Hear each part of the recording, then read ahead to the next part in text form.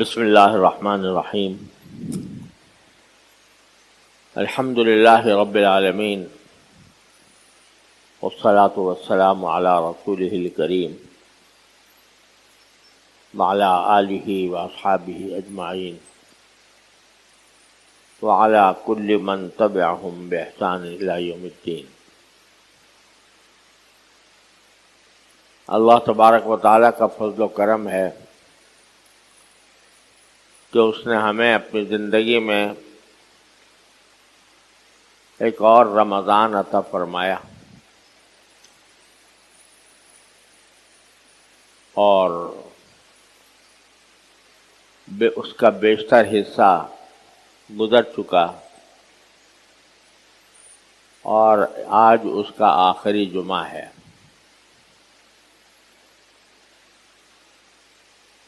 اس موقع پر دو تین باتیں آپ حضرات کی خدمت میں عرض کرنی ہے۔ ایک بات تو یہ کہ یہ آخری جمعہ یا جسے جمعۃ الوداع کہا جاتا ہے،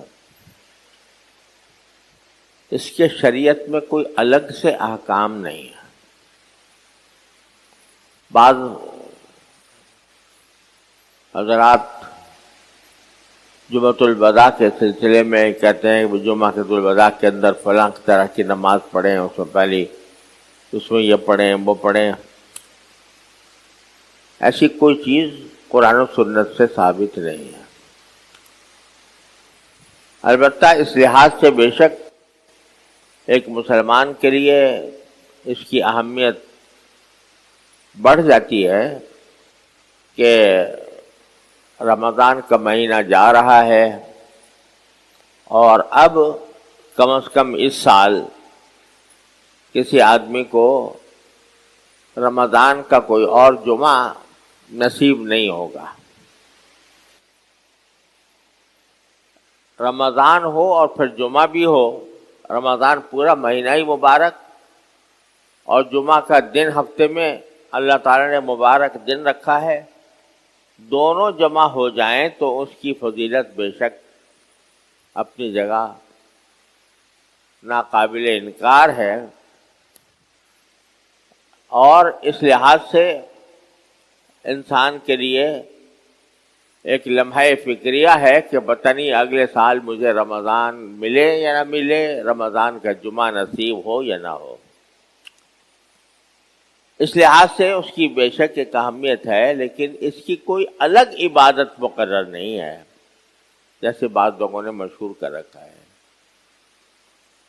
اللہ تعالیٰ کی نے جو نماز فرض کی ہے وہی نماز اس میں بھی ہے، وہ جو روزہ فرض کیا ہے وہی روزہ اس میں بھی ہے، لہذا اس کی کوئی خاص عبادت الگ سے مقرر نہیں۔ ایک بات۔ دوسری بات یہ کہ رمضان کا مہینہ اب ختم پر آ رہا ہے، آج 25واں روزہ ہے، اس کے بعد پھر 4 ملیں یا 5 ملیں، اللہ ہی جانے، بہت کم باقی رہ گیا۔ تو اس میں دو چیزیں اس موقع پر ہم سب کو کرنی چاہیے،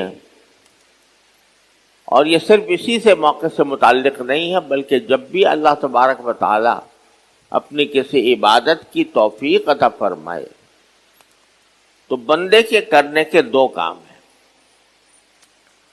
ایک کام یہ ہے کہ وہ اللہ تعالیٰ کی توفیق پر شکر ادا کرے۔ جو کچھ توفیق اللہ تبارک و تعالیٰ نے عطا فرمائی اس پر شکر ادا کرے کہ یا اللہ آپ کا شکر ہے کہ آپ نے مجھے یہ روزہ رکھنے کی توفیق عطا فرمائی، مجھے تراویح پڑھنے کی توفیق عطا فرمائی، اور جو کچھ ہو سکا عام دنوں کے مقابلے میں کچھ تلاوت زیادہ کرنے کی توفیق عطا فرمائی، ذکر کی توفیق عطا فرمائی، صدقے کی توفیق عطا فرمائی۔ یہ اس بات پر شکر ادا کرنا۔ دیکھیے اگر ہم اپنی صرف اپنے عبادتوں میں ہم سے جو کوتاہیاں ہوئی ہیں، اس لیے کہ اللہ تعالیٰ کی عبادت کا حق تو کوئی ادا کر نہیں سکتا، اگر صرف اسی کو دیکھنے کے اسی کو کی طرف نظر کرنے بیٹھ جائیں تو مایوسی کے سوا کچھ نہیں ملے گا۔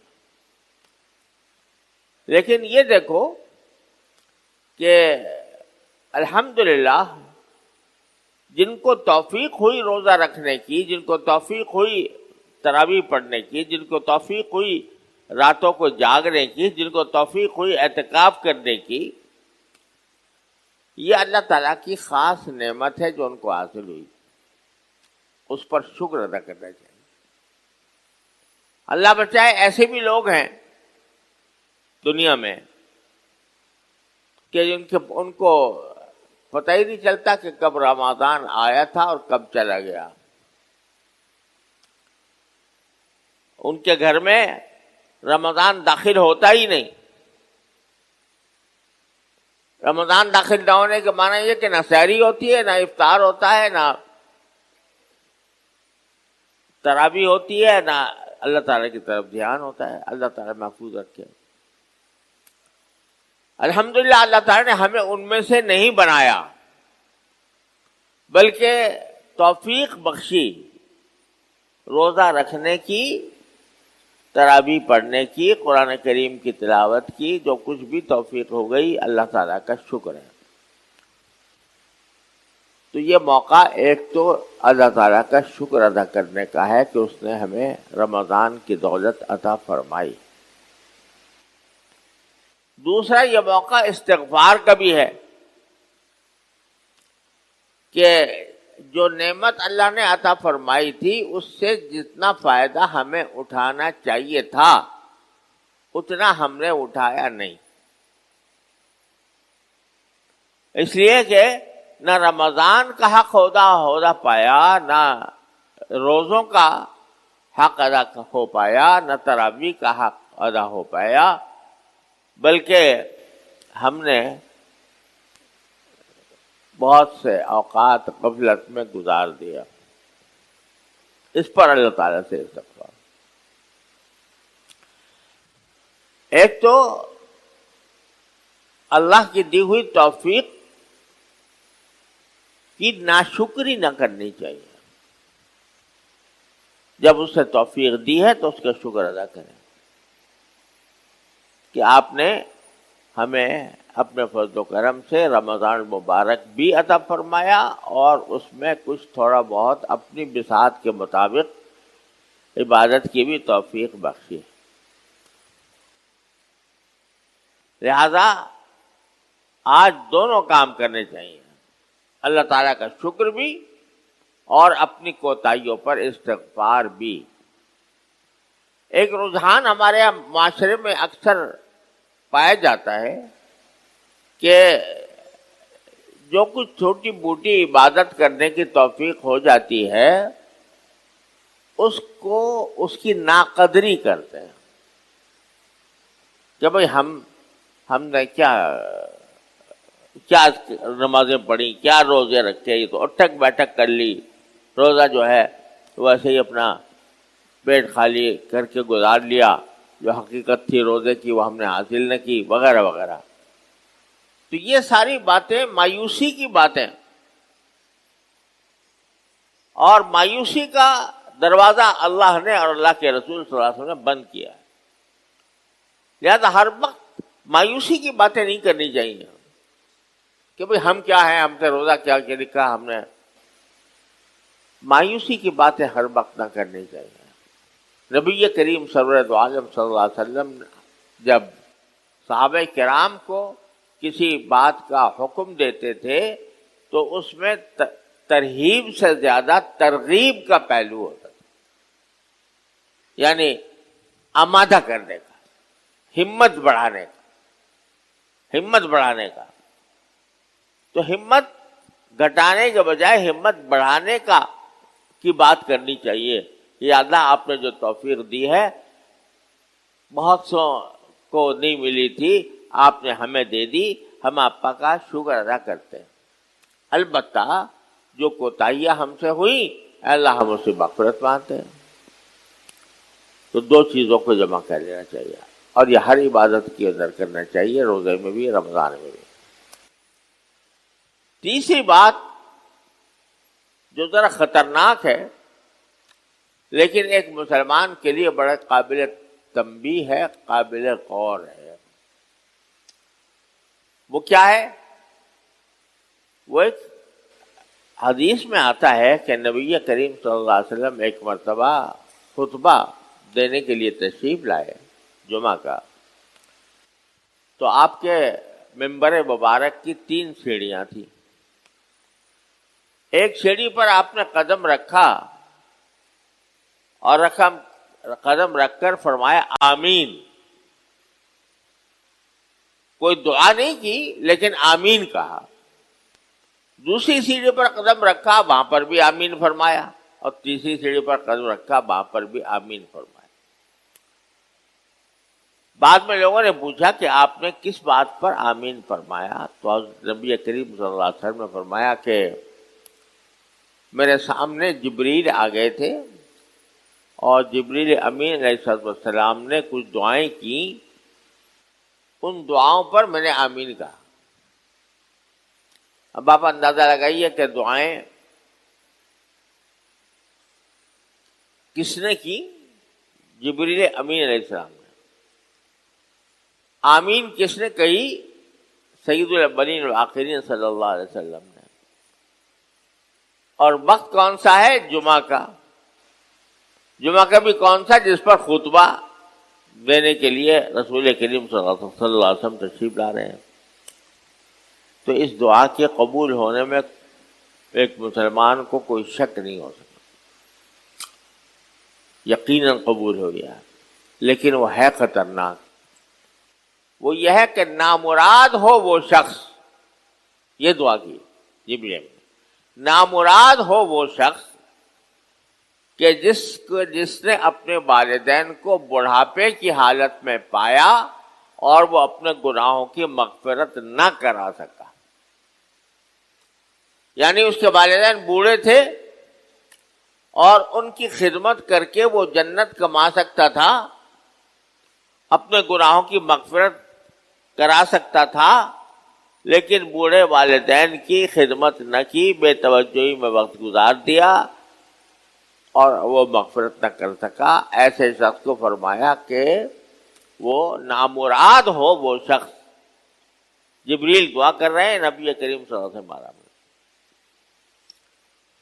اور دوسرا وہ کہ جس کے سامنے نبی کریم سرور دو عالم صلی اللہ علیہ وسلم کا اس میں گرامی لیا جائے اور وہ اس پر درود نہ بھیجے، میں صلی اللہ علیہ وسلم بھی کہہ دے تو یہ بھی درود ہے، لیکن حضور اقدس صلی اللہ علیہ وسلم کا اس میں گرامی لیے اور درود نہ بھیجے تو اس کے لیے بھی یہ خطرناک وعید ہے۔ تیسری بات یہ کہ جس پر پورا رمضان گزر جائے اور وہ اپنی مغفرت نہ کرا سکے، یعنی رمضان کا مہینہ اس پر گزرا، رمضان کا ایک ایک لمحہ اتنا قیمتی تھا کہ اگر وہ چاہتا تو اللہ تبارک و تعالیٰ سے اپنے سارے گناہوں کی مغفرت کروا لیتا۔ اب رمضان گزر گیا اور وہ مغفرت نہ کروا سکا تو اس کے بارے میں جبریل امین بدعا دیتے ہیں کہ نامراد ہو، اور رسول کریم صلی اللہ علیہ وسلم اس پر آمین فرماتے۔ یہ ہے وہ بات جو میں کہہ رہا تھا کہ خطرناک بات، لیکن شریعت میں جتنی خطرناک بات ہوتی ہے اتنا ہی اس سے بچنا آسان بھی ہوتا ہے۔ جس بات پر بڑی وعید بیان کی جاتی ہے، اللہ تبارک و تعالیٰ اس بات سے بچنے کا طریقہ، آسان طریقہ بھی بیان فرما دیتا ہے، ورنہ وہ ہمارے خالق و مالک اور ہماری نفسیات سے، ہمارے ذہن سے، ہماری کمزوری سے ان سے زیادہ کون واقف ہوگا؟ لہذا اگر وہ کسی چیز پر خطرہ کا ظاہر کرتے ہیں کہ اس میں اندیشہ ہے تمہیں، اللہ بچائے، اللہ کی ناراضی کا، تو اس سے بچنے کا طریقہ بھی آسان ہو جاتا ہے۔ وہ آسان طریقہ کیا ہے؟ توبہ اور استغفار۔ توبہ اور استغفار کیا معنی؟ ٹھیک ہے رمضان کے 32 دن چلے گئے، لیکن 4 دن تو باقی ہیں، اور جب 4 دن باقی ہیں تو ان کو اپنے پچھلے زمانے کی حق تلفیوں سے کی تلافی کے لیے استعمال کر لو، کہ اب ان میں ہم رجوع کریں گے اللہ تعالیٰ سے، نماز حاجت پڑھ کر، نفلیں پڑھ کر، اور 2 راتیں ابھی ایسی باقی ہیں جن میں جمع قدر ہونے کا احتمال ہے، 27ویں شب بھی اور 29ویں شب بھی۔ تو ان کو کام میں لا کر آسان کر دیا کہ ایک مرتبہ تم صدق دل سے بیٹھ کر یہ کہہ دو کہ استغفر اللہ ربی من کل ذنب واتوب الیہ، میں اپنے اللہ سے ہر گناہ کی معافی مانگتا ہوں اور اس کی سے توبہ کرتا ہوں۔ اسی لمحے تمہارا نامہ اعمال صاف ہو گیا اور رمضان کی برکات مکمل طور پر تمہیں حاصل ہو گئی۔ لہذا ان جو باقی ماندہ لمحات ہیں ان میں خصوصی طور پر رجوع الی اللہ کا اہتمام کرنا چاہیے، اللہ تبارک و تعالیٰ کی طرف رجوع۔ 2 راتیں آ رہی ہیں، 27ویں اور 29ویں، جن میں شب قدر ہونے کا بھی کبھی احتمال ہے۔ ان راتوں کو بھی اللہ تعالیٰ کی طرف رجوع میں صرف کریں۔ خوب سمجھ لیجئے کہ ان راتوں میں کوئی عبادت کا کوئی الگ سے طریقہ اللہ نے، اللہ کے رسول نے مقرر نہیں کیا۔ وہی نماز ہے، وہی نماز ہے، وہی تلاوت ہے، وہی ذکر ہے، وہی دعا ہے، لیکن اتنا فرق ہے کہ اس عبادت کو اللہ تبارک و تعالیٰ نے اور اللہ کے رسول صلی اللہ علیہ وسلم نے تنہائی میں، خلوت میں انجام دینے کی ترغیب دی۔ یہ اجتماعی عبادت نہیں ہے، یہ جلسوں کی رات نہیں ہے، یہ تقریروں کی رات نہیں ہے، یہ دعوتوں اور تقریبات کی رات نہیں ہے۔ یہ تو ایسی رات ہے کہ بندہ ہو اور اس کا اللہ ہو، کسی گوشے میں بیٹھ کر اپنے اللہ سے آدمی رابطہ قائم کرے اور دعائیں کرے، ذکر کرے جتنا ہو سکے، تلاوت جتنی ہو سکے، نفلیں پڑھے 8 کم سے کم، اور جتنی ہو سکے تلاوت کرے، جتنی ہو سکے دعا کرے۔ اس کام کے لیے خلوت میں، تنہائی میں، مجمع میں، تقریروں میں، جلسوں میں اس کو ضائع کرنا اس کی ناقدری ہے۔ اس طرح اس کو پورا کرنا چاہیے۔ اور بھائی آخر میں یہ گزارش ہے کہ اللہ تعالیٰ کی طرف سے دروازہ کھلا ہوا ہے توبہ کا، استغفار کا، دعائیں قبول کرنے کا۔ تو اس زمانے میں ہم اللہ تعالیٰ سے اپنے اجتماعی مصالح کے لیے بھی دعا فرمائیں، اپنے ملک کے لیے۔ ملک بڑے بہت ہی تاریخ کے بدترین حالات سے گزر رہا ہے، استحکام مفقود ہے اور افراتفری پھیلی ہوئی ہے۔ یہ سارا ہماری بدعملیوں کا نتیجہ ہے، لیکن اللہ تبارک و تعالیٰ سے دعا کرنے میں تو کوئی تکلیف نہیں ہوتی۔ اللہ تعالیٰ سے دعا کرے کہ یا اللہ ہم سے اس ملک سے بد امنی کو دور فرما دے، یہاں سے مہنگائی کو دور فرما دے، یہاں سے باہمی خانہ جنگی سے محفوظ فرما دے، لوٹ مار سے بچا لے، رشوت ستانی سے بچا لے۔ اس وقت سرکاری محکمے میں لوگ منہ کھولے بیٹھے ہیں حرام کھانے کے لیے، اور کسی کا کام بجائے رشوت کے نہیں ہوتا۔ تو اللہ تعالیٰ سے مانگو یا اللہ ہم اس مصیبت کا گرفتار ہیں، اس سے ہمیں نجات عطا فرمائیے۔ اور یہ ملک جس کام کے لیے بنا تھا اللہ تعالیٰ اس کو اپنی رحمت سے اس منزل تک پہنچانے کی توفیق عطا فرمائے۔ تنقیدیں تو ہم بہت کرتے ہیں، تبصرے بھی بہت کرتے ہیں، ہماری مجلسیں سیاسی تبصروں سے بھری ہوئی ہوتی ہیں، لیکن جتنا وقت ہم ان سیاسی تبصروں میں صرف کرتے ہیں اتنا وقت اگر اللہ تعالیٰ سے رجوع کرنے میں صرف کر دیں کہ اللہ یہ حالات آپ کے قبضے میں، آپ اس کو دور کر سکتے ہیں، اپنے فضل و کرم سے ہم سے بلائیں دور فرما دیجیے، تو یقیناً وہ بے اثر نہیں ہو۔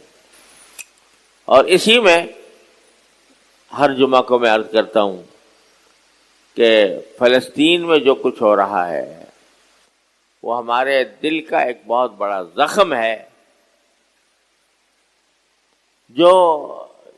جس کی سنگینی کو الفاظ میں بیان نہیں کیا جا سکتا۔ 30,000 سے زیادہ شہداء، جن میں بہت بڑی تعداد عورتوں بچوں کی ہے، اس ظالم دشمن نے ان کو ان کے ساتھ جو وحشت اور بربریت کا معاملہ فرمایا ہے اس کی تاریخ میں نظیر ملنی مشکل ہے۔ اور افسوسناک بات یہ ہے کہ اس ظلم اور بربریت پر غیر مسلم دنیا چیخ رہی ہے، مظاہرے کر رہی ہے، اپنی حکومتوں سے مطالبے کر رہی ہے کہ اس جنگ کو بند کرائے اور اس میں اس کے ساتھ نہ دے۔ لیکن انتہائی افسوس کا اور شرم کا مقام ہے کہ عالم اسلام مراکش سے لے کر انڈونیشیا تک اس طرح چپ سادھے بیٹھا ہے جیسے کچھ ہو ہی نہیں رہا۔ لے دیکھ کر بیچارے الجزائر نے اقوام متحدہ میں قرارداد پیش کی، غنیمت ہے کہ وہ منظور ہو گئی، لیکن ساری زبانی جمع خرچ ہو رہا ہے، اور لوگوں کو تو اور دوسری حکومتوں کو اور دوسرے عالم اسلام کو یہ توفیق نہیں ہوئی کہ اس قتل عام کی مذمت میں ہی 2 کلمہ کہہ دیتے چاہے کہ ان کی کوئی مدد کرتے، چاہے کہ ان کو عسکری طور پر یہ مدد پہنچاتے۔ یہ ہم اس قعر مذلت میں گر گئے ہیں کہ جس سے آگے کا تصور کرنا مشکل ہے، ایسے قعر مذلت میں ہم گر چکے ہیں۔ تو بھائی ان راتوں میں اللہ تبارک و تعالیٰ کی بارگاہ میں فلسطین کے مسلمانوں کی فتح کے لیے، بیت المقدس کی آزادی کے لیے اللہ تعالیٰ کے سامنے فریاد کرو۔ مسجد اقصی پکار کر ہر مسلمان سے یہ مطالبہ کر رہی ہے کہ مجھ پر حملہ ہو رہا ہے، مجھ پر یلغار ہو رہی ہے، مجھے گرانے کے منصوبے بنائے جا رہے ہیں، مجھے منہدم کرنے کے منصوبے بنائے جا رہے ہیں۔ اے مسلمانوں تم کہاں ہو؟ مگر ہمارے حکمرانوں کے کانوں پر جوں نہیں رینگتی. لہذا اللہ ہی سے مانگو. اللہ حکم الحاکمین ہے، سارے بادشاہوں کا بادشاہ ہے. یا اللہ اپنے فضل و کرم سے ہمارے حکمرانوں کو بھی ہوش دلا دیجئے، ہمارے حکمرانوں کو بھی ہوش آ جائے کہ ہمارے بھی کچھ کرنے کا کام ہے، اور وہ اس معاملے پر اہل فلسطین کی مدد کریں. اور ہم جن کے ہاتھ میں کوئی طاقت نہیں، کوئی فوج نہیں، ہم کم از کم اتنا تو کر سکتے ہیں کہ ان کے لیے دعا کریں. جو کچھ مالی امداد ہم پہنچا سکتے ہیں وہ مالی امداد پہنچا دیں، اور اللہ تعالیٰ کی بارگاہ میں دعا کریں. دیکھو دعا جو ہے اگر مسلمان سچے دل سے کرے اور سارے مسلمان مل کے کریں، یہ بہت بڑا ہتھیار ہے. یہ میزائلوں سے زیادہ بڑھ کر ہے یہ ہتھیار. اگر سب اس کا اہتمام کر لیں تو باقی رمضان کے اندر اس کا بھی اہتمام کیا جائے. اللہ تبارک و تعالیٰ اپنے فضل و کرم سے ہمیں کفار کے ظلم و ستم سے نجات عطا فرمائے اور صحیح معنی میں آزاد مسلمان ریاست ہمیں بننے کی توفیق عطا فرمائے. وآخر دعوانا ان الحمدللہ رب العالمین. بھائی جو حضرات دھوپ میں ہیں نظر آ رہے ہیں تو وہ نیچے تہخانہ بھی ہے، ہاں گل کا سامنے باب فاطمہ کی طرف سے اس کا دروازہ کھلا ہوا ہے. وہ نیچے تہخانے میں بھی جا کر نماز ادا کر سکتے ہیں. اوپر کی بھی منزل ہے اور نیچے تہخانہ بھی ہے، اس میں جا سکتے ہیں. دوسرا اعلان یہ ہے کہ انشاءاللہ عید الفطر کی نماز یہاں دارالعلوم میں 7:30 بجے طے کی گئی ہے. انشاءاللہ عید کی نماز 7:30 بجے ادا کی جائے گی.